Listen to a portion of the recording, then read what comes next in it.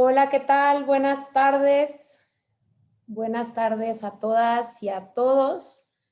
Me da mucho gusto saludarlos y bueno, primero que nada queremos agradecer su presencia el día de hoy desde sus hogares, desde sus espacios de trabajo, desde donde sea que nos están acompañando. Mi nombre es Nélida Escobedo Ruiz, yo soy profesora de la Escuela de Arquitectura, Arte y Diseño del TEC de Monterrey y también soy coordinadora de la región norte del laboratorio de ciudad del TEC. Y el CELAB es una plataforma orientada a la investigación y a la acción, en donde generamos un espacio para promover saberes, para compartir saberes, para generar proyectos y también detonar vínculos que nos permitan transformar las ciudades y los territorios. A nombre de la Fundación FEMSA y del TEC de Monterrey les damos la más cordial bienvenida a este espacio para aprender y para dialogar. La Fundación FEMSA y el TEC de Monterrey hemos emprendido un esfuerzo para desarrollar una agenda conjunta que nos permita promover ciudades más inclusivas y amigables para la infancia. Nosotros creemos que las ciudades que permiten el desarrollo integral de las niñas y de los niños son ciudades que permiten el desarrollo pleno de toda la sociedad en su conjunto. Cada miércoles de este mes de febrero estaremos organizando eventos como este, otras sesiones donde tenemos invitados fenomenales, quienes nos compartirán su experiencia y desde sus trincheras cómo están promoviendo esta agenda conjunta entre ciudad y primera infancia. Entonces también los invitamos a acompañarnos en los siguientes eventos. Este es nuestro segundo evento dentro del ciclo de conferencias virtuales que hemos titulado Ciudades para la Infancia, y en esta sesión contamos con la presencia de una magnífica invitada, de Andrea Torres, que ya nos acompaña por aquí, que ya está presente. Ella se conecta desde la Haya, de hecho. Buenas tardes para Andrea. Ella es directora de programas de la Fundación Bernard Palir, y esta fundación es un referente a nivel mundial. Llevan ya más de 50 años enfocados en garantizar que las niñas y los niños tengan un buen inicio en la vida. Para ellos, bajo el principio de que no solamente estos objetivos son justos, sino que también son base de sociedades más plenas, más prósperas y más saludables. Esto lo hacen a través de varios programas, de los que Andrea nos platicará en un momento más, pero en específico tienen un programa fantástico que se llama Urba 95, y que este programa justo se orienta a generar o mejorar las condiciones del entorno físico, del espacio público, de las ciudades, para poder lograr ese buen inicio de la vida para las niñas y los niños. Y bueno, antes de continuar, quisiera nada más comentarles un par de instrucciones para tener una buena sesión y dinámica el día de hoy. Y primero es que hemos deshabilitado los micrófonos de todos los participantes, pero los invito a que, la idea es que esto sea un diálogo, pero para tener una sesión fluida los hemos deshabilitado, pero tienen el espacio del chat, que aquí ya veo varios de ustedes que nos están compartiendo comentarios y saludos. Me da mucho gusto conocerlos. Y entonces yo estaré recopilando estos comentarios, y al final con Andrea juntaré estas preguntas y se las haré para tener un diálogo con ella. Entonces, esa es la dinámica que tenemos el día de hoy. Y bueno, antes de presentar a Andrea formalmente y ya de entrar de lleno con su exposición, yo quisiera pedirle a nuestro decano asociado de Investigación, Posgrado y Educación Continua, Alfredo Hidalgo, que está por ahí. Quisiera pedirle a Alfredo que nos platique un poquito más de por qué el TEC está trabajando en temas de ciudad y por qué es una preocupación de nosotros vincular ciudad y primera infancia. Gracias, Nélida. Muchas gracias, Nélida. Buenas tardes. Gracias por el espacio, por la invitación. Gracias a todas y a todos los que están conectados desde distintas partes del país y de la región. Vemos por ahí conectados gente de muchos sitios, de muchos países. Pues también gracias a Andrea Torres, nuestra flamante conferencista esta tarde por acompañarnos. Es un gusto tenerte por acá y gracias siempre a Eva Fernández, pues que ha estado tan cerca, guiándonos y apoyándonos y fortaleciendo y haciendo equipo en este proyecto que vamos juntos en lo que tiene que ver con ciudades de infancia. Y en ese sentido, sí, como lo mencionaba Nélida, pues para nosotros en la Escuela de Arquitectura, Arte y Diseño ha sido fundamental sumarnos a lo que el TEC de Monterrey ha declarado como uno de sus pilares fundamentales, ¿no? Uno de sus 4 pilares tiene que ver con la transformación de ciudades y comunidades rumbo al 2030, y en ese sentido nosotros lo hemos convertido en una de nuestras líneas estratégicas, la línea de ciudades y territorios, y también hemos creado una iniciativa transversal a la escuela y que además se vincula a otras escuelas, a todas prácticamente las escuelas del tecnológico, que es la iniciativa de ciudades. Y en esta iniciativa es donde se han creado espacios precisamente como el CELAF, ¿no? Esta iniciativa nacional que pretende ser una plataforma, como un espacio donde se pueda discutir y trabajar en función de las ciudades, asumiendo que la sostenibilidad, la inclusión y la innovación deben ser fuentes fundamentales para lograr ciudades y comunidades saludables y cuidadoras. Y en ese sentido, nos parece que bajo esa lógica y bajo esa mirada es que la relación de la ciudad con la infancia es fundamental. Y nos referimos a las ciudades y las comunidades que conocíamos hasta antes de la pandemia y aquellas que vamos a tener que revisitar, reconocer, replantear post pandemia, en donde si ya es evidente que en muchas de nuestras ciudades las condiciones no eran las adecuadas o las suficientemente adecuadas para nuestras niñas y nuestros niños, que durante este periodo de cerca de un año también han sufrido estas condiciones de no tener los espacios y el entorno urbano adecuado para poder reconocerse, para poder seguir en su proceso de crecimiento y formación en lugares que le apoyarían para funcionar así, pues tendríamos que ver qué va a pasar después y cómo vamos a fortalecerlo en momentos en que, además de las necesidades naturales que la infancia requiere, pues tendremos que pensar en cómo serán estos lugares que además permitirán que los adultos, los abuelos, los padres, las personas que están con ellos, pueden además habilitarlo. Entonces me parece que es un tema fundamental. Es un tema en el que estamos muy entusiasmados y muy comprometidos en seguir trabajando y agradezco el esfuerzo, el entusiasmo y el compromiso de espacios como este. Pues muchas gracias nuevamente y por aquí estaremos. Muy buena tarde. Muchísimas gracias, Alfredo. Gracias, ya como lo comentó Alfredo, pues estamos en esta iniciativa que de la mano de la Fundación FEMSA, que quisiera yo también pedirle unas palabras a Eva Fernández, que nos acompaña el día de hoy, quien es nuestra aliada en este tema. Somos aliados de ellos y de quien hemos aprendido también mucho del camino que ellos ya han recorrido. Eva, ¿estás por ahí?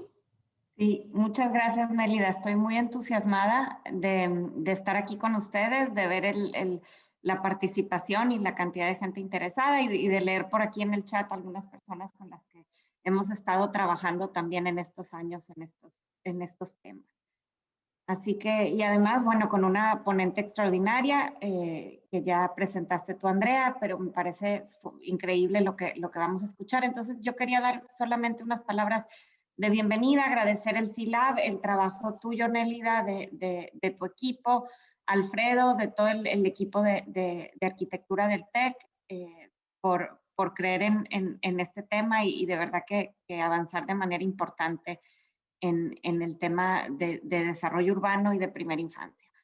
Desde Fundación FEMSA, nosotros estamos convencidos de que construir y ciudades que ven por las necesidades de los niños y de sus familias es construir ciudades que funcionan para todos, ¿no? Para toda la sociedad. Y es como vemos el espacio urbano con un lente inclusivo que nos ayuda a integrar, ¿no? a las necesidades de todas las personas. Como saben ustedes, la primera infancia comprende los primeros 5 años de vida de las personas, desde el embarazo también, y es una etapa que es muy determinante, ¿no? De nuestra salud, de nuestra capacidad de desarrollarnos como personas, ¿no? Los avances científicos nos han mostrado que el cerebro se desarrolla de manera fundamental y preponderante en esa etapa y como sabemos se forma también por una combinación de factores, ¿no? Los factores genéticos con los factores del ambiente. Y aquí es cuando sabemos que en este plan, digamos, los niños necesitan tanto de sus familias, ¿no? Sus mamás, sus papás, la familia extendida, la comunidad, pero también la forma y la calidad del barrio y del espacio urbano en el que están, que van a moldear y determinar su desarrollo cerebral, su salud física y su capacidad de desarrollarse y aprender. Entonces, si pensamos en construir ciudades en donde los niños tengan acceso a caminar, a andar en bicicleta, a jugar, o si van a tener, digamos, que enfrentarse a una mala calidad del aire que les va a dar problemas de salud, o si van a tener que trasladarse de manera fácil o difícil para entrar a un preescolar, y entonces a lo mejor para la familia será más fácil que los niños comiencen a estudiar más pequeños o no. Todo esto impacta de manera importante, ¿no? Y si queremos que los niños logren su máximo potencial de desarrollo, pues tenemos que empezar en la primera infancia y pensar en que al desarrollar a la primera infancia, y como ya lo decía Nélida, eso es justo por sí mismo como misión, pero es además una de las mejores maneras de construir sociedades más equitativas y más prósperas, ¿no? En Fundación FEMSA estamos pensando en cómo mejoramos el panorama en América Latina, que es donde estamos trabajando. Si pensamos que la región es la región más urbanizada, la que se ha urbanizado más rápidamente, también la que tiene mayores niveles de desigualdad y de violencia en el mundo. Y que los niños además forman una tercera parte de la población mundial, y eso también en América Latina es así, es similar. Pues tenemos que incorporar las necesidades de los niños y de sus familias.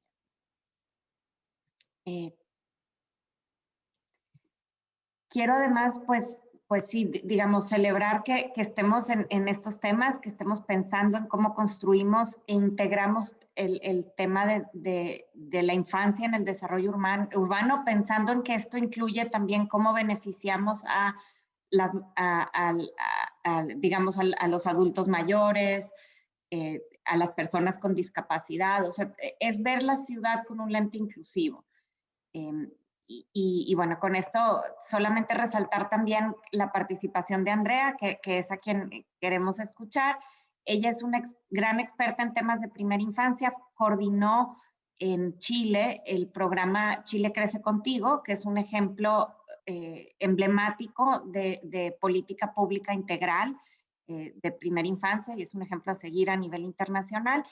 Y desde hace unos años se unió a la Fundación Bernard Van Leer, que como ya decía Nélida, ha sido pionera y que tiene una gran iniciativa de Urban 95, de la que todas las fundaciones que estamos trabajando en estos temas vemos con mucha admiración. Así que, Andrea, gracias por acompañarnos y hacernos un espacio también en tu tarde. Te escuchamos con mucho gusto. Gracias. Gracias, Eva.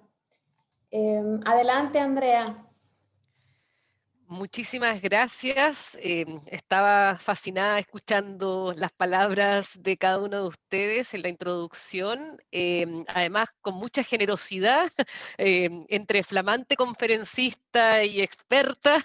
Creo que las expectativas son altas. Les agradezco mucho que hayan levantado las expectativas, por lo tanto las 276 personas que hoy día ya están conectadas deben estar absolutamente esperando ansiosos qué es lo que va a decir esta flamante experta. Bromas aparte, es un gusto, un placer compartir, primero que nada agradecer la invitación y poder compartir con ustedes. Efectivamente, además yo tengo un cariño especial por México, me ha tocado estar ahí en mi vida anterior de políticas públicas, compartiendo varias presentaciones y por lo tanto creo que México ha hecho un trabajo maravilloso. Sé que tenemos a muchas personas conectadas de distintos lugares, pero en particular México me parece que ha hecho está intentando hacer esfuerzos muy importantes en materia de desarrollo infantil temprano y por supuesto me alegra ahora además este esfuerzo del Tecnológico de Monterrey en términos de ciudades inclusivas. Como le comentaba a Nélida ayer en la reunión de coordinación, yo soy chilena y por lo tanto hablo bastante rápido, así que les pido que por favor me disculpen inicialmente y avisen si que estoy, uno, hablando excesivamente rápido y dos, usando demasiados modismos chilenos. Así que dicho eso, me gustaría poder compartir la presentación. Denme un segundo que para variar un poco estas cosas no siempre funcionan cuando uno quiere. Entonces, ahí sí, perfecto. Eh, Nélida, me imagino que todos pueden ver la pantalla. Sí, Perfecto. sí. Y la pongo en modo. Solamente decir rápidamente que yo no soy una experta en urbanismo, ni mucho menos. Soy trabajadora social, pero sí tengo años de experiencia, como decía Nelia, en el tema de desarrollo infantil temprano, en la coordinación intersectorial y en la necesidad de mirar el desarrollo infantil más allá de los actores de siempre, incorporando una mirada más holística y comprensiva. Dicho eso, mi interés hoy día es poder partir haciendo una reflexión muy rápida sobre el desarrollo infantil temprano. Gracias, Eva, tú me acabas de sacar varios temas encima porque pusiste en la mesa la importancia del desarrollo infantil y cómo juegan el ambiente, los genes en esta combinación para potenciar el desarrollo de los niños y niñas. Dicho eso, además me gustaría hacer algunas reflexiones sobre políticas públicas, entendiendo que efectivamente las ciudades y lo que ocurre en las ciudades no se construye en un vacío, sino que también responde a cómo se planifica y cómo se hacen políticas públicas desde ese nivel. Y por último, referirme efectivamente a la iniciativa Urban 95, que es uno de nuestros programas estrella en la Fundación, en términos del esfuerzo que hemos intentado hacer desde hace algunos años, 2016, por poner el foco en las necesidades de los niños, las niñas más pequeños y de sus cuidadores cuando construimos ciudades. Agradezco nuevamente la invitación y un poco cuál es el motivo principal, el objetivo principal, y me pareció ver en alguno de los chats también esta idea, y es que en realidad todos los niños, todos los bebés, pero especialmente los más vulnerables, merecen un buen comienzo en sus vidas.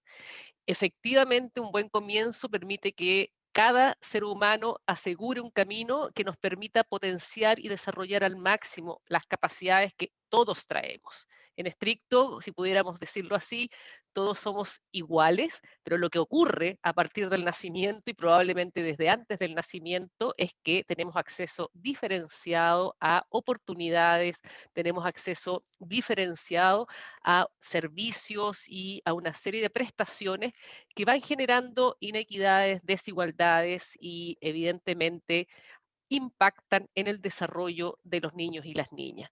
Por lo tanto, cuando nosotros decimos esto, que queremos que todos los niños tengan el mejor comienzo que sea posible, estamos diciendo que de esa forma queremos aportar a crear las bases para una sociedad que sea lo más saludable, lo más creativa, lo más pacífica y que efectivamente permita el desarrollo de todos sus miembros.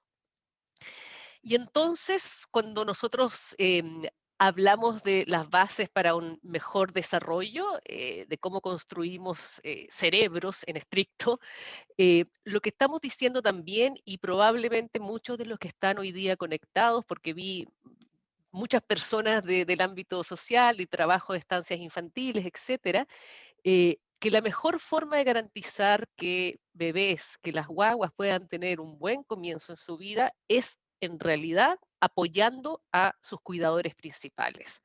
Durante la crianza, e incluso antes, durante el embarazo. Por lo tanto, ¿qué pasa con los padres, las madres, los cuidadores más cercanos durante este proceso? qué oportunidades tienen ellos, qué acceso tienen ellos a servicios, programas, prestaciones, etcétera, que les permitan efectivamente poder ocuparse adecuadamente de la crianza de sus niños y niñas, es fundamental para efectos de cuáles van a ser los impactos en el desarrollo de esos niños. Y bueno, Eva lo mencionó, existen evidencias, eh, muchísima evidencia en términos de neurociencia, de salud pública, de educación, de economía, que demuestra que cuando los niños más pequeños, las guaguas, tienen cuidadores que son estables, que son receptivos a sus necesidades, cariñosos, cuidadosos, efectivamente pueden tener un desarrollo positivo, incluso en los ambientes más difíciles y adversos. Y cuando estamos hablando de algunas de las fundamentalmente evidencias que existen, estamos hablando de el ámbito de la salud, todo lo que nos demuestra que las experiencias negativas durante la infancia aumentan e impactan en la posibilidad de tener ciertas enfermedades en la vida adulta. Estamos hablando de, por ejemplo, la diabetes, la hipertensión, obesidad, algunos tipos de cáncer, etcétera. Estamos hablando también de evidencias en el área de la educación y cómo distintos estudios longitudinales nos han demostrado que intervenciones como, por ejemplo, las visitas domiciliarias que promueven interacciones positivas, verbales, estimulación, el juego, años después demuestran haber tenido un impacto significativo en la vida de los que eran niños, posteriormente en su vida adulta. Y estamos hablando en términos de permanencia en la escuela, estamos hablando en términos de ingresos, salud mental, etcétera. Y por supuesto, los que son más cercanos al desarrollo infantil temprano, y espero en realidad que todos en general, estén familiarizados con la investigación del premio Nobel James Heckman en términos de el retorno de la inversión en primera infancia versus el retorno de la inversión con intervenciones posteriores en el tiempo.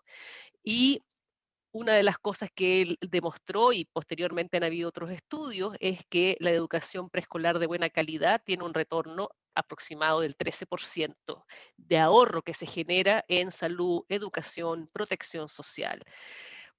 Y ese es un elemento bastante interesante, sobre todo para los que, como yo, trabajé en políticas públicas, cuando uno tiene el desafío de enfrentarse, por ejemplo, a los equipos ministeriales de finanzas, o si hablamos de los niveles locales, cuando uno tiene que convencer a quienes asignan los presupuestos para efectivamente invertir en desarrollo infantil temprano y, como lo veremos más adelante, invertir, por ejemplo, en ciudades inclusivas, en ciudades que promuevan todas las condiciones que nosotros estamos hablando.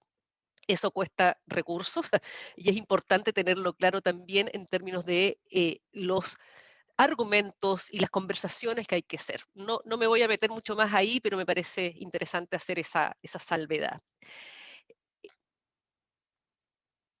Estoy tratando de avanzar.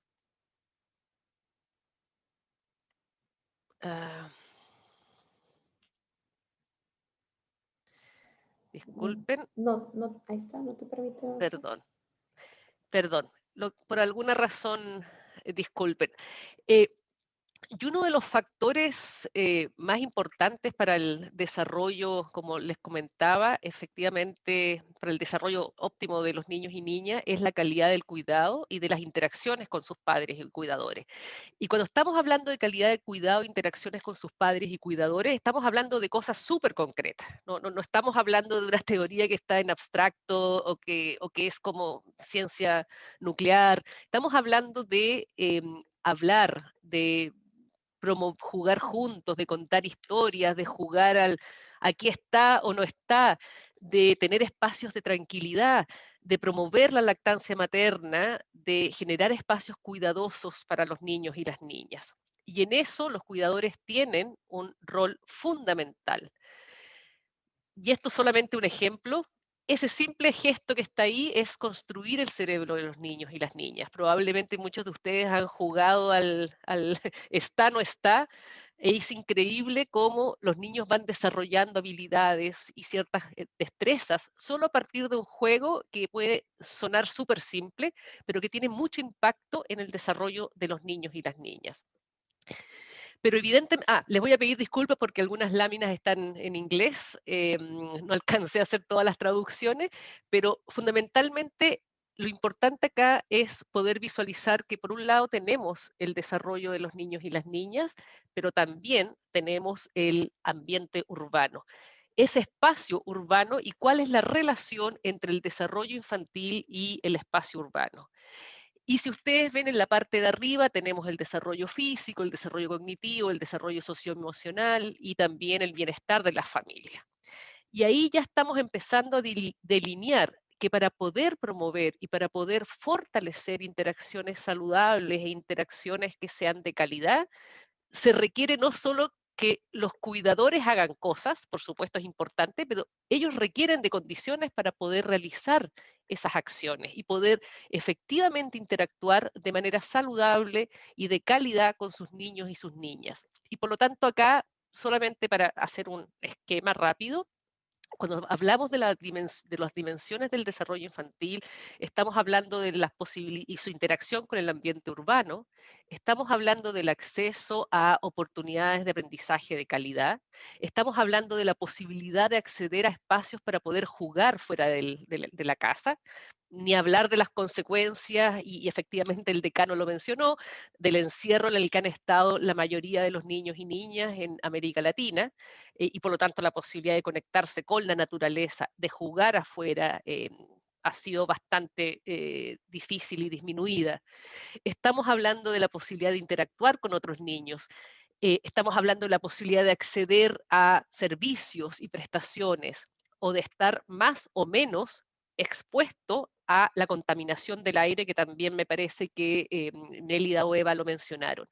Y en términos de el bienestar de las familias, bueno, esos cuidadores no viven en un vacío, no viven en una burbuja, esos cuidadores viven en comunidades. Y entonces la pregunta que nos hacemos es, ¿qué pasa con, por ejemplo, el capital social y la cohesión de esas comunidades? ¿Qué pasa con el acceso a servicios? Es una ciudad que genera estrés. ¿Qué pasa con el transporte? Probablemente ustedes y seguramente los compañeros y compañeras del TEC pueden llenar esta planilla que yo estoy mostrando acá con muchos otros factores. Pero lo importante acá es que existe una correlación entre lo que son las dimensiones del desarrollo infantil, los aspectos del bienestar de las familias y el ambiente en que esas familias y esos niños y niñas viven. Y solamente en términos de las necesidades del desarrollo infantil, este es un foco más puesto en el niño. Estamos hablando de necesidades que varían de acuerdo a la edad de los niños. Estamos hablando de que hay estadios en el desarrollo donde algunas necesidades tienen mayor peso que otras en diferentes momentos. Probablemente la alimentación y el dormir los primeros meses, el primer año de vida es fundamental. Siempre decimos, oye, pareciera ser que los bebés comen, lloran un poco, duermen, por supuesto hacen mucho más, pero la sensación, y cuando van creciendo van surgiendo otras necesidades que van teniendo mayor peso en su desarrollo. Por otra parte, están íntimamente relacionadas. No es que tengamos que atender una y no atender la otra. El desarrollo infantil temprano es un constructo holístico y comprensivo e implica abordar todas las necesidades simultáneamente. No es solo como, y antes, hace algunos años atrás, había toda esta idea de que primero tengo que asegurarme que sobrevivan y después tengo que asegurar la estimulación y el desarrollo.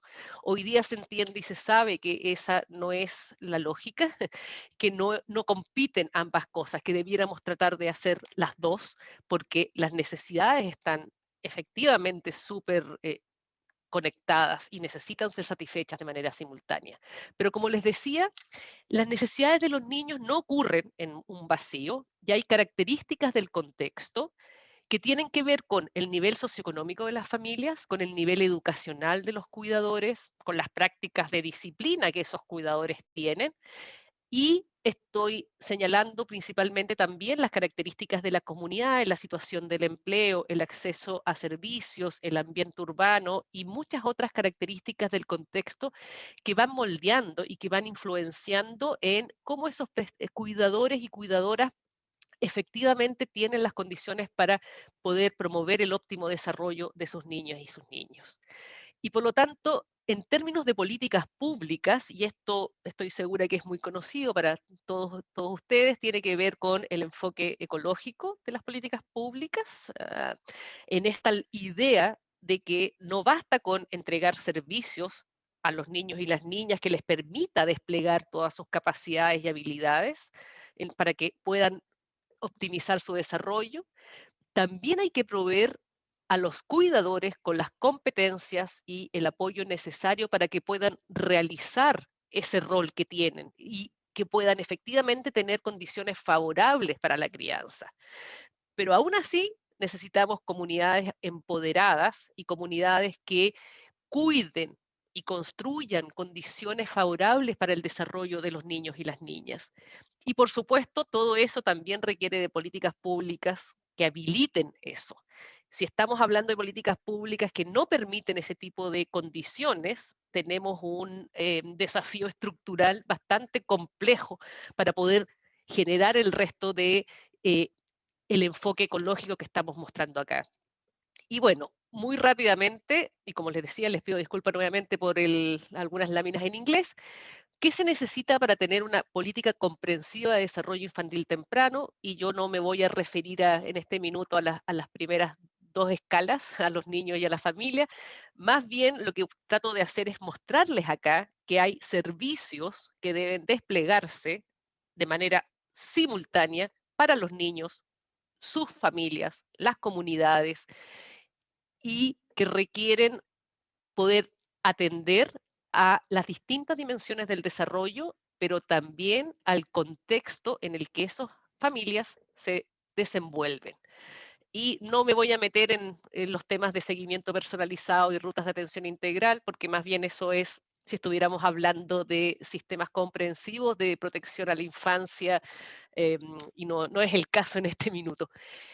Ahora, desde el punto de vista nuestro, las áreas de intervención de la Fundación Bernard Van Leer tienen que ver justamente con esta lógica de enfoque ecológico y por lo tanto, cuáles son los servicios para los niños más pequeños y para apoyar a los cuidadores. Tenemos una línea que se llama Parents Plus, que seguramente en inglés suena bastante mejor que en español, que es padres más en rigor, pero nosotros en general no la traducimos, sino que hablamos de Parents Plus, y que tiene que ver con poder combinar apoyos a través de talleres de competencias parentales con otros servicios que atienden necesidades de los padres, las madres y los cuidadores. Y solo rápidamente un ejemplo, estamos trabajando en Costa de Marfil, estamos trabajando con las comunidades rurales que recogen cocoa, y con esas comunidades que tienen cooperativas económicas, y en realidad ese es el servicio con el que están trabajando. Nosotros hemos puesto, por ejemplo, servicios de talleres de competencia parental. Pero hoy día estamos focalizados en Urban 95, que lo que intenta hacer es abordar la planificación y el diseño de espacios que sean amigables con las familias y que además permitan el desarrollo saludable de los espacios urbanos para los niños. No es la idea entrar mucho en detalle de lo que la Fundación está haciendo, dónde estamos, pero solamente para darles un rápido vistazo. Estamos trabajando en estos países actualmente y tenemos también trabajo en todas las ciudades que ahí aparecen, y seguramente quizás se me quedó algo. Y como bien decía Nélida, tenemos más de 50 años trabajando en desarrollo infantil temprano, pero la iniciativa Urban 95 tiene es bastante joven. Yo diría que es casi como un niño pequeño. Tiene desde el 2016, 2017 en realidad, para ser más exacta. Y bueno, ¿qué es lo diferente en los niños menores de 5 años? Y aunque parece obvio, cuando pensamos, si es tan obvio, bueno, ¿por qué no se integra entonces en el diseño urbano? ¿Por qué no se considera, si es tan claro, que efectivamente los niños tienen una escala y un abordaje mucho más pequeño, que tienen una movilidad más acotada, que son más vulnerables y que dependen muchísimo más de sus cuidadores? Esas características nos llevaron a nosotros, y yo creo que esta foto es bastante gráfica desde el punto de vista de cuál es la escala, cuál es la perspectiva que tiene un niño, nos llevaron a nosotros a hacernos la siguiente pregunta. Si pudieras tener la experiencia de experimentar las ciudades de 95 centímetros de altura, que es la altura promedio de un niño de 3 años, ¿qué cambiarías? Con esa pregunta, que es bastante simple, empezamos a hacer la invitación en las distintas ciudades donde trabajamos, a los líderes, a los alcaldes, a los planificadores urbanos, a la gente que trabaja en estos temas y que habitualmente no son los habituales del desarrollo infantil temprano, intentando permear esta lógica de ponernos en los zapatos de un niño de 3 años, de una niña de 3 años, y experimentar esa sensación y decir, ok, esta ciudad, ¿qué me entrega? Esta ciudad es acogedora, es inclusiva. Cuando yo la miro desde esa perspectiva, y permítanme que vuelva a esta foto, porque de verdad, ni hablar si ponemos un 4x4 en ese caso, o una camioneta de estas muy grandes, eso es lo que un niño ve en términos cuando está jugando. Por lo tanto, el objetivo de Urban 95 efectivamente es construir y potenciar interacciones positivas que refuercen el bienestar de los cuidadores y de los niños, ya sea a través de promover estos ambientes urbanos adecuados o también a través de apoyar ciertos comportamientos específicos, como por ejemplo, ya les comentaba yo, la lectura, el juego, el contar cuentos, el caminar. Eh, y por lo tanto trabajamos con el diseño, con la planificación urbana, con los equipos técnicos para poder promover políticas, servicios y programas que maximicen estas interacciones. Y ahí hay un ejemplo de uno de nuestros partners, uno de nuestros socios, que es NACTO, que trabajamos con ellos en términos de cómo podemos influir en el diseño de las calles, en el diseño de la ciudad y cuáles son las conexiones que queremos promover. Y como ustedes verán, son conexiones entre distintos niveles, distintos actores, etcétera. Y estas interacciones sanas tienen que ver con la salud mental de los cuidadores, con la utilización de los servicios, con el juego que se tiene que producir entre cuidador y niño, con las prácticas saludables de alimentación y con las conductas que yo les comentaba, con la disciplina no violenta. Y en general, un ambiente urbano que permita estimular efectivamente estas interacciones sanas está bastante ausente en nuestras ciudades. Y cuando esos espacios existen, lamentablemente están además bastante focalizados en los sectores altos, lo que nuevamente nos lleva a reflexionar sobre la inequidad espacial y las ciudades altamente segregadas que tenemos en América Latina. Estos ambientes urbanos sanos, sabemos que el tráfico, la contaminación, el ruido, la falta de acceso a áreas verdes o a servicios sociales, los traslados por horas que muchas familias tienen que sufrir en el transporte público y que muchas veces son inseguros, afecta y hace más difícil la posibilidad de esa estimulación, esa interacción positiva y saludable, y obviamente afecta la posibilidad de que los cuidadores ejerzan o tengan esa capacidad. Solo un ejemplo, si el cuidador tiene que andar 2 horas y media de su lugar de trabajo a la casa, es difícil que al llegar a su casa tenga muchas ganas de jugar, de contar cuentos, de interactuar positivamente con sus hijos y sus hijas. Entonces, hay ahí conexiones importantes y desafíos desde el punto de vista del trabajo que estamos haciendo. Y desde el punto de vista de Urban 95, las áreas principales en las que nos hemos tratado de enfocar tienen que ver con cómo logramos tener decisiones basadas en datos, es decir, en información, y no solo, no sé si se dirá a entender, pero no solo en el tincómetro ilustrado, y cuando digo tincómetro ilustrado me refiero a levanto el dedo y digo, bueno, por dónde sopla el viento, eso voy a hacer. No, ¿qué datos tenemos para saber qué le pasa a las familias, qué le pasa a los niños y cómo incorporo esos datos en la planificación y en la toma de decisiones? Y cómo además promuevo la colaboración intersectorial. Y las áreas estratégicas en las que hemos estado trabajando tienen que ver con movilidad, tiene que ver con espacios públicos y con aquellos servicios dirigidos a los niños y sus cuidadores. Y entonces, y ahora voy a tratar de ir un poco más rápido porque sé que me estoy quedando un poco corta de tiempo, pero ¿cómo podemos usar la información para promover la colaboración entre sectores? Principalmente quiero darles ejemplos. Me aseguraría que los diferentes departamentos y agencias se reunieran regularmente y tomaran decisiones intersectoriales basadas en evidencia respecto a lo que le ocurre a los cuidadores. Y esta es una foto de Recife. Ustedes saben, habitualmente el desarrollo infantil temprano es visto como algo que pertenece a los servicios sociales. Es esta lógica de incluir a planificadores urbanos, incluir a los que no son los sospechosos de siempre, requiere esfuerzos, porque a veces los planificadores urbanos nos dicen, pero ¿qué tengo que ver yo con esto? Yo lo que necesito hacer es que tú me digas dónde quieres el parque, cómo lo quieres y yo lo hago. Bueno, es bastante más complejo que eso. Requiere mucho más pensar en cuáles son las necesidades de esos niños y esas niñas. Y acá fundamentalmente un ejemplo muy concreto del alcalde que ya salió de Recife, se reúne con sus equipos y lo que hace es mirar, por ejemplo, la foto de un lugar, analizar los datos y por otra parte analizar cuáles son las intervenciones que están haciendo. Y ahí va tomando las decisiones respectivas.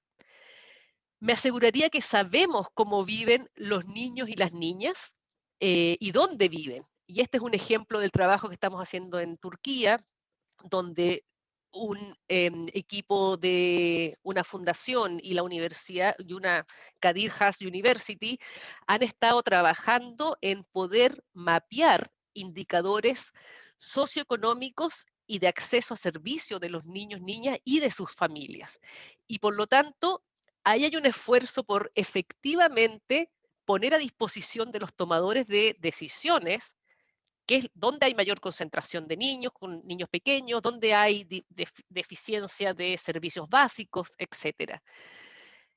Intentaría alcanzar escala, porque, ojo, también tenemos que pensar que estos no son proyectos piloto, no es solo la lógica de hacer pequeños proyectos, sino es cómo logramos impactar a mayor escala lo que estamos haciendo. Y ahí hay un ejemplo con Tirana en Albania, que partieron en cada uno de los barrios recogiendo información sobre los niños, niñas y sus cuidadores y la pusieron también en mapas para poder promover una visión global de lo que estaba ocurriendo en la ciudad. Haría que fuera más fácil para los nuevos padres y madres encontrar servicios accesibles y de buena calidad. Tel Aviv creó, con los datos que ellos tenían de servicios disponibles, creó un app para que los padres, madres y cuidadores se conectaran y pudieran rápidamente acceder a esos servicios. En Bogotá, la Agencia de Planificación Urbana creó un presupuesto para mejorar el espacio público y la movilidad pensando en la primera infancia. Esos algunos ejemplos respecto del manejo de datos. Ahora, ¿cómo pensar en el transporte y la movilidad? Y me parece que esta lámina, y no tengo mucho tiempo para explayarme, me parece que es súper significativa, no es nuestra, es de uno de nuestros socios, ITDP, NACTO me parece, que tiene que ver con la lógica en la lógica de eficiencia del transporte. Los transportes en general están pensados para que se traslade en general un hombre blanco entre 25 y 40 y tantos años que tiene que ir del punto A al punto B. Pero ¿qué pasa cuando estamos hablando de cuidadores que se trasladan con sus bebés? Ahí pueden verlo en la parte de abajo. Estamos hablando que probablemente, y muchos de ustedes tendrán la experiencia, estamos hablando de que probablemente tienen que detenerse muchas veces, tienen que pasar al supermercado, tienen que pasar al parque, tienen que hacer muchas detenciones en ese camino. Bueno, todo eso, los espacios, las rutas, son seguras, no son seguras, permiten ese traslado o no lo permiten, o en realidad están pensadas fundamentalmente desde la lógica de trabajo, me muevo de aquí, de A a B y no hago nada más. Por lo tanto, ¿cómo diseñamos las calles para que sean más seguras y haya menos accidentes? Y aquí hay una intervención táctica en Bogotá, que efectivamente permitió un trabajo con la comunidad donde ellos querían disminuir la cantidad de accidentes en esa zona, y lo que hicieron fue hacer esta intervención táctica y medir también, y aquí no estamos hablando de estudios randomizados ni mucho menos, estamos hablando de cosas muy simples, qué pasaba antes, qué pasaba después, y si eso les permitía convencer también al municipio de que había que invertir en este tipo de intervenciones, valga la redundancia. Establecería más espacio en las calles para promover una movilidad activa, como caminar y andar en bicicleta. Esto es una foto de Tirana y por lo tanto estamos en Tirana. Además, el alcalde tiene todo un trabajo de enseñarle a los niños y a las niñas a andar en bicicleta.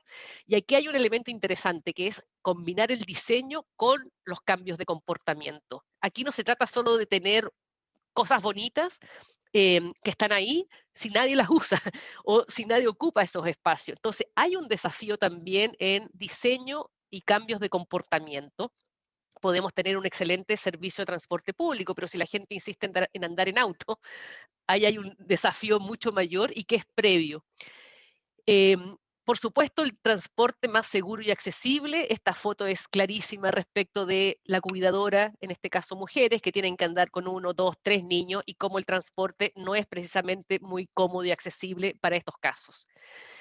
Velocidad, nos alcanza el tiempo para cruzar la calle y probablemente ahí Nélida y el resto del equipo tiene mucho más información de que lo más probable es que para una buena parte de esa población que ustedes están viendo ahí, no da el tiempo para cruzar la calle. Y porque efectivamente, nuevamente, esto está hecho y pensado desde la perspectiva de un adulto hombre promedio y no desde la perspectiva de poblaciones con más necesidades. Algunos otros ejemplos de cómo en algunas ciudades priorizan el aire limpio, la movilidad, la perspectiva del cuidador, cómo se integró, por ejemplo, la posibilidad de cambiador de pañales, la importancia del espacio de descanso, Boavista. Estoy tratando de mostrarles ejemplos que no son solo, entre comillas, de ciudades con más recursos, sino de ciudades también latinoamericanas, porque generalmente algo que se plantea es que, pero esto lo hacen en Holanda o esto lo hacen en Dinamarca, pero en realidad el empezar a hacer cosas es algo que todos podemos hacer, como lo hemos visto en algunos de estos ejemplos. Y esto es Boavista en Brasil, en la Amazonía, con estas paradas para que promueve la lactancia materna, espacios de descanso. Y rápidamente, un elemento que nosotros hemos usado mucho son las intervenciones tácticas, que fundamentalmente son como proyectos piloto, pero que en realidad están trabajados con los gobiernos locales de manera tal de intentar generar como la apropiación de este concepto por parte de las autoridades, a partir de mostrar con ejemplos súper concretos que es posible, y también tratando de evaluar el impacto de esas intervenciones. Y ahí, bueno, algunos ejemplos en términos de cómo pequeñas y intervenciones muy concretas pueden mejorar los espacios donde los papás y cuidadores caminan y deambulan. Esto es Sao Paulo. Ahí lo que ustedes están viendo es ¿cómo se llama esto? En la pantalla, explorar, brincar, moverse, que está basado en una campaña Boston Basic, que lo que hace es que a nivel de ciudad promueve comportamientos que se espera que los padres, madres y cuidadores puedan efectivamente desarrollar. Sé que bueno, obviamente para el coronavirus esta foto no es, pero estamos hablando de que esto era así antes, cómo promover espacios para contar cuentos y parqueaderos en parques, lo que está haciendo, lo que hizo la alcaldesa en Boavista en términos de transformar la ciudad. Esto es Copenhague en Dinamarca, también para mostrar cómo se van diseñando los espacios para el manejo de velocidad, el juego, los ambientes sin estrés, etcétera, pero que también puede ocurrir en Sudáfrica, que puede ocurrir en otros espacios. Y bueno, un ejemplo de Lima. Y quizás solamente para ir terminando, ¿cómo pueden las ciudades promover el desarrollo infantil temprano? Esa es una reflexión interesante e importante que tenemos que hacer, y no lo pueden hacer solo los planificadores urbanos o solo los del área salud y educación. Tenemos que hacerla en conjunto. cómo la planificación urbana puede efectivamente incorporar adecuadamente las necesidades de las guaguas, de los bebés, los niños y niñas menores de 5 años. ¿Qué iniciativas innovadoras pueden permitirnos además tener un efecto demostrativo rápido sobre cómo abordar sus necesidades? Una reflexión súper rápida en términos de que convencer a los líderes políticos no es fácil y no siempre podemos decir, pero usted en 10 años más va a haber un cambio. Perdón, pero el líder político dura 4 años y te va a decir no. O sea, muchas gracias, necesito ver cosas ahora. Entonces, la capacidad de mostrar ganancias rápidas con una mirada de más mediano y largo plazo es una habilidad que tenemos que desarrollar los que trabajamos en estos temas. Y obviamente cómo podemos hacer que esas intervenciones sean más sustentables en el tiempo, políticamente, financieramente, técnicamente, pero que además promuevan cambios de comportamiento en los cuidadores, en los prestadores de servicio, etcétera. Si las ciudades son buenas para los bebés y las familias, serán también buenas para todos. Y esto no es una cita mía, esto es una cita de Gil Peñalosa, que es bastante conocido en el ámbito urbano. Muchas gracias, disculpen que tuve que acelerar al final, pero espero haber sido bastante, o lo más posible, lo más clara posible. Muchísimas gracias, Andrea. Fue rápido, pero bastante conciso. Sabemos que es poquito el tiempo, pero también sabemos que a veces son muy útiles estas cápsulas de información que nos despiertan la creatividad, la curiosidad y de las que queremos aprender más. Entonces, tengo un par de preguntas para ti, Andrea. Bueno, hubieron varias preguntas, pero voy a tratar de ser concisa en 2 temas específicos. El primero tiene que ver con algunas preguntas relacionadas a cómo funciona el programa Urba 95 con estas ciudades. Es decir, hay solicitudes de las ciudades, llegan con ustedes, hay algunas preguntas respecto al financiamiento de los espacios públicos, de cómo se financian y cómo este aspecto operativo de Urba 95. Y por otro lado, hay algunas preguntas relacionadas a el cambio del paradigma que tenemos que tener y más bien son reflexiones. Tú mencionaste ahorita que se requiere también un cambio de pensamiento, de comportamiento. También nos mencionaste que, y creo que es algo que también nosotros en esta alianza que tenemos con Fundación FEMSA queremos empujar, es que todos podemos empezar a hacer algo aunque sea pequeñito. Y reflexiones en torno al COVID y ustedes cómo están desde la fundación, si hay algún tipo de reacción. Hay algunos comentarios de nuestros asistentes que nos dicen también que el confinamiento está teniendo obviamente impactos y que pues se cuestionan cómo será esa vida en el espacio público y el impacto en la primera infancia. Entonces, por esas dos áreas de preguntas. Perfecto, muchísimas gracias y disculpa por el exceso de tiempo, creo que fueron como 4 o 5 minutos desde que empecé a hablar, así que les pido disculpas.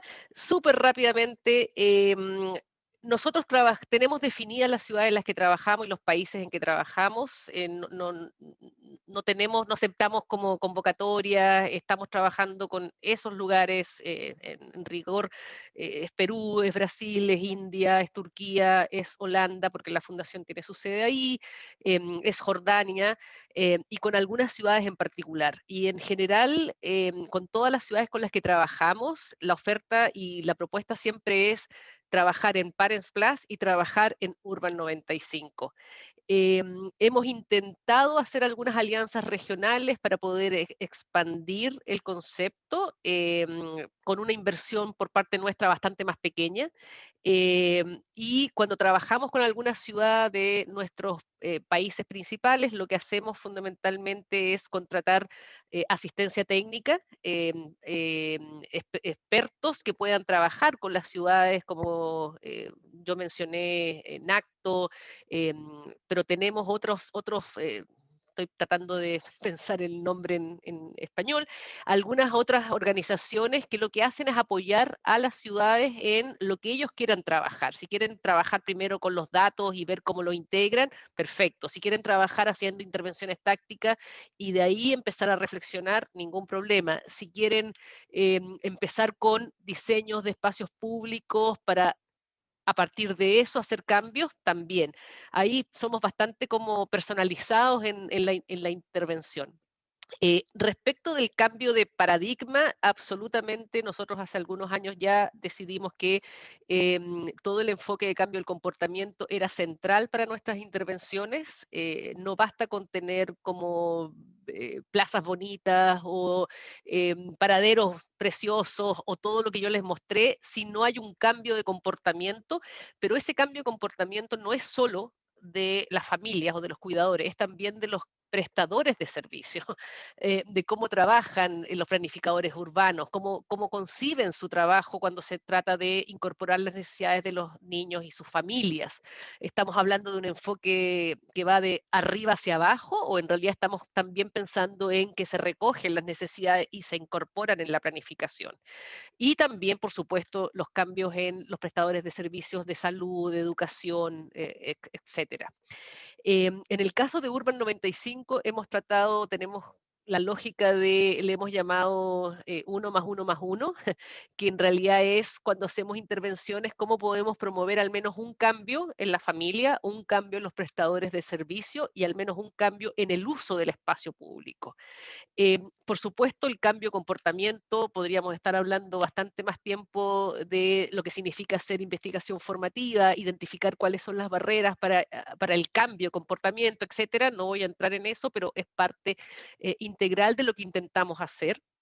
Y no es fácil, por supuesto, o sea, cambios de paradigma como ese requieren una combinación de factores y requieren desde intervenciones y ejemplos tácticos, como yo les mostraba, mucho trabajo de abogacía, mucho trabajo con los líderes, cómo incorporar a los líderes también en esto, etcétera. Y respecto del coronavirus, obviamente nos cambió el trabajo a todos. Lo que nosotros hicimos fue, por supuesto, pasar a modalidades en línea, suspender por un tiempo algunas intervenciones en terreno, evidentemente, pero también nos llevó a pensar, ok, ¿cómo se está ocupando el espacio público hoy día? ¿Qué está pasando con, es cierto, en algunos lugares había restricciones, pero en otros las restricciones no eran que no podían salir de la casa. Entonces, por ejemplo, usamos un instrumento de GEL de la empresa danesa, GEL Gale Architects, Institute. que permite medir el uso del espacio público y lo focalizamos en los niños, las niñas y los cuidadores están usando el espacio público, lo aplicamos en Perú, lo aplicamos en Brasil, en Tel Aviv y descubrimos cosas increíbles, o sea, en Perú los niños simplemente no existían en la calle. Y no estoy hablando solo del minuto en que estaban encerrados, que han estado en lockdown por un buen tiempo, sino incluso cuando podían salir. Entonces, la Municipalidad de Lima, el equipo de Urban 95 en la municipalidad empezó a pensar cómo podemos promover que efectivamente los cuidadores, respetando las normas del coronavirus, puedan ocupar el espacio. Sé que tengo que parar ahí, podría seguir hablando de las intervenciones que hemos tratado de llevar a cabo durante este periodo, pero me imagino que el desafío ha sido común para todos ustedes en este ámbito. Eso, no quiero abusar más del tiempo de las 285 personas que todavía están escuchándonos. Pues muchas gracias, Andrea. Nos quedamos con ganas de muchísimo más. Definitivamente es algo que pues es un tema que da para horas y horas y horas. Yo nada más aquí como reflexión final, yo creo y me sumo a lo que acabas de comentar. Creo que la pandemia nos ha traído, nos ha obligado a ver las inequidades que existen en nuestras ciudades, a ver que hay gente que está invisibilizada. Se han caído esas, pues digamos que esos sesgos que teníamos porque se han visto más evidentes. Desafortunadamente la pandemia hace más evidentes a los vulnerables. Entonces, yo creo que si lo vemos desde un aspecto positivo, esperemos que en esta nueva normalidad podamos revalorar el espacio público, el rol que tiene la comunidad en la cohesión social, el espacio natural, el cuidado de nuestros ecosistemas. Y pues yo creo que esa será nuestra meta, ¿no? Ver cómo vamos a regresar, a qué vamos a regresar y a qué definitivamente no queremos regresar en esa supuesta nueva normalidad, pero sí definitivamente sí se requiere un cambio de mentalidad. Es que cambiarnos completamente el chip hacia una ciudad de cuidado, hacia una ciudad que tiene el cuidado como el centro y que lo que es bueno para los niños o las personas, los adultos mayores o con ciertas condiciones especiales, lo es para todos, ¿no? Creo que eso es algo que tenemos que promover. Nélida, y si me permite súper rápido, yo creo que en el otro espectro también las oportunidades que ha abierto la pandemia, cuando uno mira este concepto de los barrios de 15 minutos, en términos como cómo lograr que haya acceso en máximo 15 minutos a todos los servicios, lo que están haciendo ciudades como París, como Barcelona, de abrir las calles a peatones, de promover el uso de la bicicleta, o sea, lo que pasó en India con la contaminación, cuando dejaron de andar todos los autos. O sea, creo que hay también muchas oportunidades interesantes, pero claro, el desafío está en cómo las integramos en lo que se supone va a ser la nueva normalidad. Muchas gracias, muchísimas gracias por este espacio y por permitirme compartir algunas ideas y reflexiones con todos ustedes. Muchísimas gracias, Andrea, a ti por tu generosidad, por compartir tu tiempo, la experiencia que tienen ustedes, que tienes tú de forma personal y de la fundación también. Y pues bueno, ya nos tenemos que despedir. Buenas noches para ti, Andrea. Muchas gracias nuevamente. Y ya nada más me queda, antes de que nos vayamos, agradecer a todos nuestros asistentes, a los 200 que todavía seguimos por aquí, y recordarles que nos llegaron montones de preguntas. Sé que van a quedar varias en el aire, pero también les ofrezco que el próximo miércoles nos acompañen. El miércoles 17 de febrero, en punto de las 6 de la tarde, horario de la Ciudad de México. Les vamos a compartir por aquí en el chat la liga. Déjenme, voy a compartirlo. Y lo que se registran de nuevo, es una nueva liga, entonces hay que registrarse. Y ese día, el próximo miércoles, hablaremos de espacio público, comunidad y primera infancia. Entonces, ¿cuál es esa relación entre ese ecosistema que nos hablaba Andrea, desde la familia, el núcleo más pequeño, hasta el núcleo de la ciudad? Y entonces esas interrelaciones son clave para hacer un planteamiento que tome a la infancia dentro del diseño y la planeación de las ciudades. Entonces los invitamos el próximo miércoles. Tendremos varios de los colegas de Andrea que han estado trabajando en Lima justo con la iniciativa de Urba 95. Y bueno, también he recibido varias preguntas que nos preguntan si vamos a compartir el video. Sí, lo compartiremos, y por favor síganos a estas redes, las redes de la Fundación, las redes del TEC, y ahí estaremos compartiendo el video con cada una de estas sesiones. Y pues bueno, sería todo por mi parte. Gracias a Andrea, nuestra fantástica expositora, y a todos ustedes por acompañarnos esta tarde. Gracias.